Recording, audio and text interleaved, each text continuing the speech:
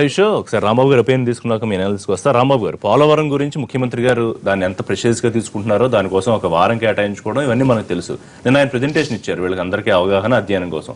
దాన్ని ప్రతిపక్ష నేత మీ అధినేత చాలా సింపుల్ వ్యవహారంలా కాదు, టైం వేస్ట్ వ్యవహారంలా కొట్టుపడేయడం కరెక్ట్. పోలవరం చాలా ఇంపార్టెంట్ ప్రాజెక్ట్ అనేది అందరూ యాక్సెప్ట్ చేసేటువంటి అంశం. పోలవరం త్వరితగతిన పూర్తి చేయాలనేది అందరి కోరిక. దానికి చంద్రబాబు నాయుడు గారు కూడా త్వరితగతిన పూర్తి అయిపోతుంది, 2019 గ్రావిటీ ద్వారా నీళ్లు ఇస్తాం 18కి అంటున్నారు. కానీ పనులు జరుగుతున్న విధానం చూస్తుంటే 18కి గ్రావిటీ ద్వారా నీళ్లు ఇచ్చేటువంటి పరిస్థితి కనిపించడం లేదు. ఎందుకంటే రాజశేఖర రెడ్డి గారి హయాంలో ఇంతకు ముందు అంటే జాతీయ ప్రాజెక్టుగా అనౌన్స్ చేయక ముందు 5,500 కోట్ల రూపాయలు ఖర్చు పెట్టారు. మరి ఇప్పుడు జాతీయ ప్రాజెక్టుగా అనౌన్స్ చేసిన తర్వాత ఈ 3 సంవత్సరాల పాటు ఎంత ఖర్చు పెట్టారంటే 3,000 కోట్లు కూడా లేదు, 3,000 కోట్లు ఉంది. అంటే ఈ 3,000 కోట్లతో ఇవాళ ఖర్చు పెట్టి 2018కి ఎలా గ్రావిటీ ద్వారా నీళ్ళు ఇస్తారనేది అని చెప్పాలి కదా. ఇవాళ నేను 5 నిమిషాల్లో గుంటూరు వెళ్ళిపోతానంటే ఎట్లా వెళ్తాను? 5 నిమిషాల్లో గుంటూరు వెళ్ళే స్పీడ్ లో ఉండాలి కదా. నేను ఒక 5 గంటల్లో గుంటూరు వెళ్తానంటే నమ్మడానికి అవకాశం ఉంటుంది ఆ స్పీడ్ ని బట్టి. కాబట్టి ఇక్కడ ఒక అద్భుతమైన కథ వెళ్ళి చంద్రబాబు నాయుడు గారు జాతీయ ప్రాజెక్ట్ సాధించుకున్నాం, నాబార్డు ద్వారా 100% నిధులు, జాతీయ వర్షం కురుస్తుంది. ఋషి గారు, జాతీయ ప్రాజెక్టు ఎవరు సాధించుకోలేదు. ఈ రాష్ట్రాన్ని విభజించేటప్పుడు ఈ రాష్ట్రానికి అన్యాయం జరుగుతుంది కాబట్టి జాతీయ ప్రాజెక్టుగా దీన్ని డిక్లేర్ చేస్తూ ప్రజల్ని కాస్త శాంతపరచడానికి ప్రయత్నం చేశారు. అలాగే ప్రత్యేక హోదా కూడా అప్పుడు శాంతపరచడానికి ప్రయోగించారు. దానిలో జాతీయ హోదాని మేము కొత్తగా సాధించుకున్నాం, మేము ప్రధానమంత్రి గారు ఇచ్చారు, మాకు నిధులు ఇచ్చారు. జాతీయ ప్రాజెక్టు నిధులు ఇవ్వాల్సిందే కదా, లేకపోతే మనకెందుకు రాష్ట్ర ప్రాజెక్టు నుంచి జాతీయ ప్రాజెక్టుకి మార్చుకుని దేనికి నిధులంతా మీరు పెట్టుకుంటారనే ఉద్దేశంతోనే కదా. కాబట్టి జాతీయ ప్రాజెక్టుని ఎవరు చంద్రబాబు నాయుడు గారు మరొకరు సాధించుకున్నది కానే కాదు. సీరియస్నెస్ ని కిల్ చేసినట్టు అనిపించట్లేదా జగన్మోహన్ రెడ్డి గారు? ఇదేదో టైం వేస్ట్ వ్యవహారం, 100% టైం వేస్ట్ వ్యవహారం, ఉన్న అరికథలు చెప్పేటటువంటి కార్యక్రమం తప్ప మీకు ప్రాక్టికల్ గా కనపడాలి కదా. సూర్యప్రకాష్ గారు ఇస్తాను సార్. సూర్యప్రకాష్ గారు, హరికథ అన్నారు. ఒకటి సార్, స్వతంత్రం వచ్చిన తర్వాత అనేక ప్రాజెక్టులను జాతీయ ప్రాజెక్టులుగా ప్రకటించింది కేంద్రం.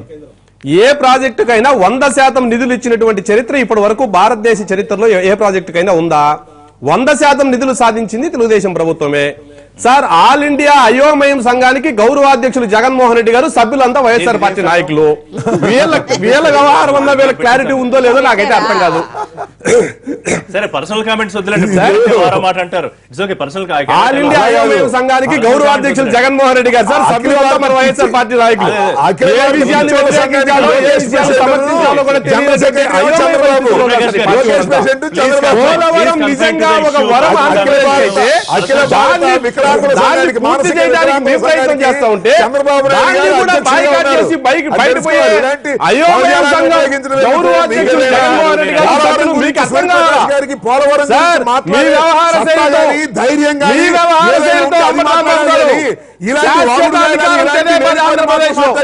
మిమ్మల్ని చూసి మీ భాష, మీ వేషాలు దానికి దీనికి సంబంధం ఏమిటి? సూర్యప్రకాష్ గారికి వాదించే శక్తి లేక పోలవరం గురించి మాట్లాడేదానికి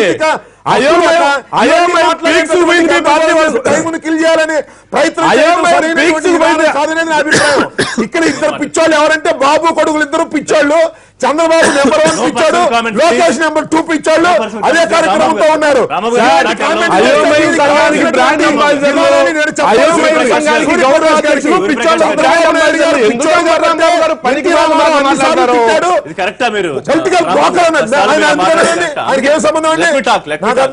ప్రకాష్ గారు, నేను ఇష్యూ గురించి అడిగాను, మీరు ఇష్యూ గురించి మాట్లాడగలిగితే మాట్లాడండి. అయోమయాలు పిచ్చోళ్ళు ఈ భాష దయచేసి మన వేదిక దగ్గర వద్దు. 3 ఏళ్లలో నేను ఇష్యూ గురించే మాట్లాడుతున్నా సార్, ఒకటే ఇష్యూ గురించే మాట్లాడుతున్నా. నేను ఇష్యూ గురించే మాట్లాడుతున్నా, పిచ్చి పట్టి మాట్లాడట్లా. అంబటి రాంబాబు గారు పిచ్చి పట్టి మాట్లాడితే నేనేం చేయలేను, కానీ ఇష్యూ గురించే మాట్లాడుతున్నా. పోలవరం 2018 అవునా కాదా? 2018కి ప్రతి సోమవారం పోలవరం మీద రివ్యూ చేసి పోలవరాన్ని 2018 గ్రావిటీ 2019కి పూర్తి చేయాలని లక్ష్యంగా మేము పెట్టుకుంటే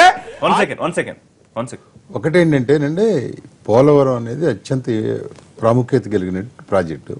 రాజశేఖర రెడ్డి గారు అంతకు ముందు దాదాపు 1940లో ఇది కన్సీవ్ చేస్తే మీరు అంటే రాజశేఖర రెడ్డి గారు శంకుస్థాపన 81లో అంజయ్ గారు శంకుస్థాపన చేశారు. రాజశేఖర రెడ్డి గారు వచ్చేదాకా అసలు ఏమీ జరగలేదు, అందరికీ తెలిసిందే అది. రాజశేఖర రెడ్డి వచ్చిన తర్వాత మొదలు పెట్టాడు. ఎక్సెప్ట్ ది స్పిల్వే డ్యాము ఇలాంటి సంబంధించిన మినహా ముందు కాలువలో అయితే తవ్వారు, అటువైపు ఎడమవైపు కానీ కుడివైపు కానీ, అది అందరికీ తెలిసిందే. ఆయన 5,000 ఖర్చు పెట్టాడు, ఓకే. తర్వాత ఏమైంది, మళ్ళీ ఆయన తర్వాత రాజశేఖర రెడ్డి గారు మరణించిన తర్వాత మళ్ళీ కాంగ్రెస్ ప్రభుత్వం రోసయ్య గారు కానీ కిరణ్ కుమార్ రెడ్డి గారు కానీ వచ్చినప్పుడు, కిరణ్ కుమార్ రెడ్డి గారి టైంలో ఇప్పుడు తెలుగుదేశం పార్టీలో ఉన్నటువంటి నర్సరావుపేట ఎంపీ రాయపాటి సాంబశివరావు గారికి ఆ కాంట్రాక్ట్ వచ్చింది, పోలవరం డ్యామ్కి సంబంధించిన స్పిల్వేకి సంబంధించిన వ్యవహారం. అది ఏం పెద్ద జరగల. తర్వాత రాష్ట్ర విభజన అయింది, తెలుగుదేశం ప్రభుత్వం వచ్చింది. ఇక్కడ మనం కొన్ని చూడాల్సింది ఏంటంటే, మీరు ఇవాళ తీసుకొచ్చి చంద్రబాబు నాయుడు గారి చేతిలోనో జగన్మోహన్ రెడ్డి చేతిలో 1,00,000 కోట్ల రూపాయలు చెక్ రాసి, నేను లేకపోతే క్యాష్ ఇన్ క్యాష్ తీసుకొచ్చి మీరు ఆయన చేతిలో పెట్టి కట్టు అంటే ఇట్ ఇస్ ఇంపాసిబుల్. దాని ప్రాజెక్టుకు పద్ధతి పాడుగా ఉంటుంది అది. అందులో మీరు 50 లక్షల క్యూసెక్కులు డిశ్చార్జ్ కలిగినటువంటి డ్యాము ఇండియాలో ఎక్కడ లేదు. అది 50 lakh క్యూసెక్స్. ఫరక్కా బ్యారేజ్కి ఉంది 35, ధవళేశ్వరం బ్యారేజ్కి ఉంది 35 లక్షల క్యూసెక్కులు మ్యాక్సిమం. ఇది మ్యాక్సిమం ఫ్లడ్ డిశ్చార్జ్ 50 లక్షలు పెట్టారు, 1.5 times పెట్టాలి. కాబట్టి అంతది పెట్టేప్పుడు ఆ స్పిల్వే కానీ స్పిల్ ఛానల్స్ కానీ దీనికి చాలా ఇంజనీరింగ్ మార్వెల్ కూడా ఇది. మిగతా వాటిలన్నింటి ఫౌండేషను రాక్ ఫౌండేషన్స్, ఇదేమో ఇసుకలో వేయాలి. 200 మీటర్లు అంటే 600 అడుగుల పైన ఇసుకలోకి వెళ్ళి మీరు ఫౌండేషన్ కట్టుకుంటూ రావాలి. మీరు దీనికి ఊరికే తొందర పెట్టేసి చేసే అంటే ఇదే వ్యవహారం కాదు. ఒకటి ఏంటంటే అది లక్ష్యాలు పెట్టుకున్నారు, ఓకే, తప్పేమీ లేదు. ఏమన్నా మీరు రాగానే 2018లో ఇది కడతాం, 19లో అది కడతాం అని లక్ష్యాలు పెట్టుకోవడం. 2018లో అయ్యేది ఏమిటనేది మళ్ళీ చీఫ్ ఇంజనీర్ రమేష్ బాబు గారు చెప్పారు అదే మీటింగ్లో. చంద్రబాబు నాయుడు గారు చెప్తున్న దాంట్లోనే ఏమనంటే, కాఫర్ డ్యామ్ అవుతుంది, కాఫర్ డ్యామ్ కట్టడం మూలంగా కొంచెం నీళ్లు నిలవ ఉంటాయి కాబట్టి దాంతో గ్రావిటీ ఫ్లో వస్తుంది అనేది చెప్పారు. అది చంద్రబాబు నాయుడు గారు వచ్చిన తర్వాత ఏమైందంటే, ఇంతవరకు డిజైన్లు అప్రూవల్ కావాలి, స్పిల్వే డిజైన్లు అవన్నీ చేసుకోవాలి. అవన్నీ ఊరికే చంద్రబాబు నాయుడు గారు అప్రూవ్ చేసేది కాదు, సెంట్రల్ గవర్నమెంట్ చేసేది. సో దీనికి ప్రాసెస్ అంతా చేసింది. ఇప్పుడు ఆయన ఎఫర్ట్ని ఎవరు తప్పట్టడానికి లేదు. ఆయన ప్రతి వారం పోలవరం అని పెట్టుకుని ప్రతి సోమవారం ప్రజెంటేషన్ ఎందుకు ఇవ్వకూడదు అంటున్నా. అది టైం వేస్ట్ అనేది అది తప్పది. ఆ మాట జగన్మోహన్ రెడ్డి వాడడం కూడా మంచిది కాదు. చంద్రబాబు నాయుడు గారు ఇప్పుడు మొత్తం మీకు అవగాహన ఎలా తెలుస్తుంది? చాలా మంది ఇప్పుడు మీకు తెలుసా పోలవరం ఎలా ఉందో, నాకు తెలుసా, ఈయన తెలుసా, వెళ్ళి ఏదో ఒక ప్రజెంటేషన్ ఇస్తుంటే చాలా ప్రజెంటేషన్లు ఇస్తారు. ఇందులో పోలవరం అనేది చాలా ఇంపార్టెంట్. ప్రజెంటేషన్ ఇచ్చాడు, ఆయన స్వయంగా ఇచ్చాడు, చీఫ్ ఇంజనీర్ రమేష్ బాబుతో ఇప్పించాడు. తెలియాలి కదా, అవగాహన ఉండాలి కదా, ఇది ఎలా వస్తుంది ఏమిటి అనేది. అదే కాకుండా కేవలం పోలవరం కాకుండా పోలవరం నుంచి మళ్ళీ రేపు నెల్లూరు సోమశిల డ్యామ్ కూడా తీసుకెళ్ళడానికి ఆ స్కీమ్ కూడా చెప్పాడు ఆయన. అవగాహన అంటే అక్కడ చంద్రబాబు నాయుడు గారు ఏదైనా పవర్ పాయింట్ ప్రెజెంటేషన్ ఇచ్చినా, రమేష్ బాబు గారు ఇచ్చినా, మీరు నేను వాళ్ళు అడుగుతాం ఏమంటే ఇదేలాగా అదేలాగా అడగచ్చు. అలా ఒక ప్రొడక్టివ్ గా అవ్వాలి, అది అందులో ఏం తప్పులేదు. But it will take some time. మీరు తొందర పెట్టేసి తోసే అంటే మాత్రం ఈ డ్యాముకి సంబంధించి చాలా ఆచితూచి వ్యవహరించాల్సిన అవసరం ఉంది. ఇప్పుడు పోలవరం ప్రాజెక్టు మా గొప్ప అంటున్నారు. నిస్సందేహంగా అది కాంగ్రెస్ హయాంలో మన్మోహన్ సింగ్ విభజన దాంట్లో వీళ్ళకి ఇంత అన్యాయం జరిగింది కదా అని కంపల్సరీగా తీసుకున్నారు. వాళ్ళకి అనివార్యం అయింది కాబట్టి వచ్చింది తప్ప తెలుగుదేశం అప్పుడు వాళ్ళ ఏమి అధికారంలో లేరు, ఏమీ లేరు. మేము సాధించింది ఇంకా మేము విభజన హామీలో స్పెషల్ కేటగిరీ స్టేటస్ కూడా ఇచ్చాం. అది ఇంకా 5 అంటే 10, 10 అంటే 15 ఏమి సాధించుకోలేరు. అదే అంటున్నా, పోలవరంలో మా చిత్తశుద్ధి.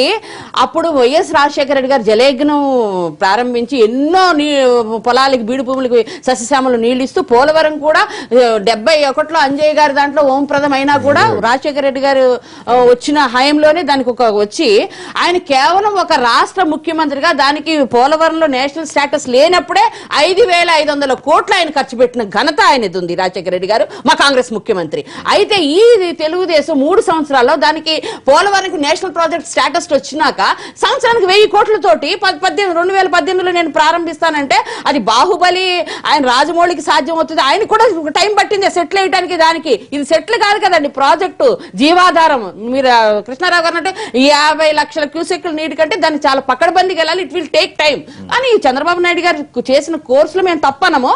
ఇది టైం పడుతుంది, టైం బౌండ్ ఉంటుంది, దీనికి ఓవర్ నైట్ అయ్యేది కాదు. ఆయన 18 అని చెప్పడం హాస్యాస్పదం. అంటే ఒక సంవత్సరం సీరియస్నెస్ ప్రతిపక్షాలు కూడా సహకరించి వెల్కమ్ చేయాలా, లేకపోతే తక్కువ చేసి మాట్లాడాలా? తక్కువ చేయకూడదు. చేయకూడదు, అదే విధంగా తక్కువ చేయకూడదు. ఆయన చేసేది ప్రాసెస్ కరెక్టే, కానీ ఆయన మాట ఒకటి మాత్రం హాస్యాస్పదం అని ఒప్పుకోనాలి మేము. ఎందుకంటే 18లో అయిపోతుందంటే ఇది హాస్యాస్పదం, సత్యదూరం. దీన్ని మాత్రం మేము ఖండిస్తాము.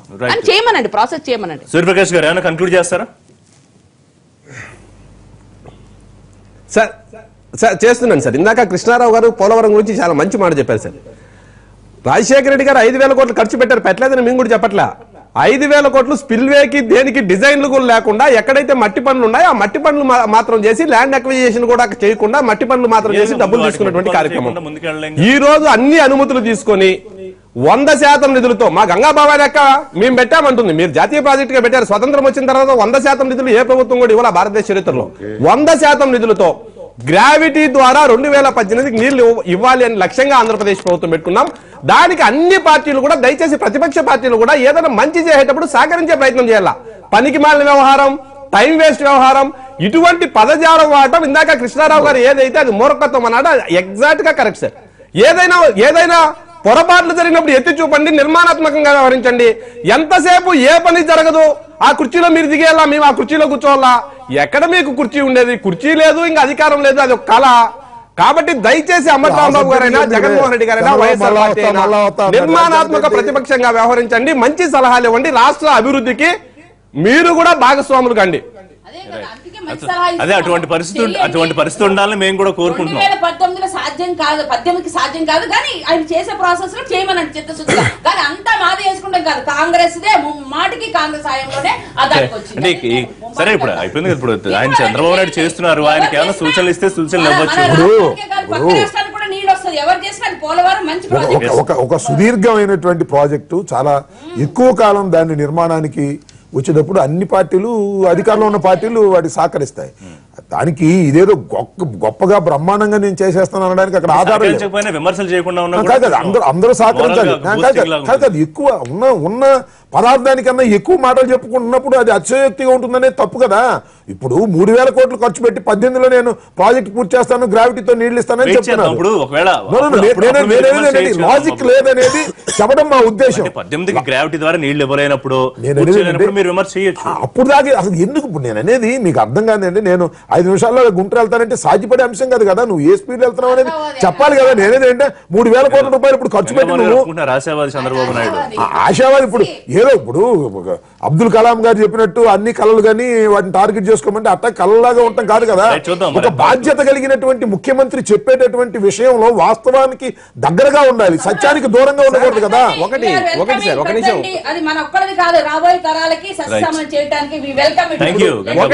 ఒకటి సార్, ఒక నిమిషం. అంబటి రాంబాబు గారు, మేము 2018లో గ్రావిటీ ద్వారా నీళ్లు, 2019లో ప్రాజెక్టు పూర్తి చేయాలని లక్ష్యంగా తెలుగుదేశం పార్టీ పెట్టుకుంది. ఎలక్షన్స్ ఎప్పుడున్నాయండి?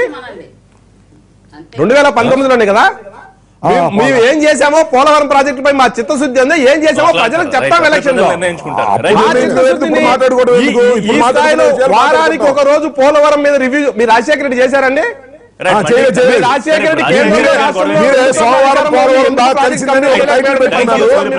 మీరు బాగా మీరు బ్రహ్మాండంగా చేసినట్టు రాజశేఖర రెడ్డి ఎవరు చేశారు పోలవరానికి? కమిషన్ల కోసం మాత్రం పనిచేశారు రాజశేఖర రెడ్డి గారు. మాత్రం పనిచేస్తే ప్రాజెక్టు పూర్తి చేయడానికి మేము పనిచేస్తున్నాం. ఒకటి కాదు,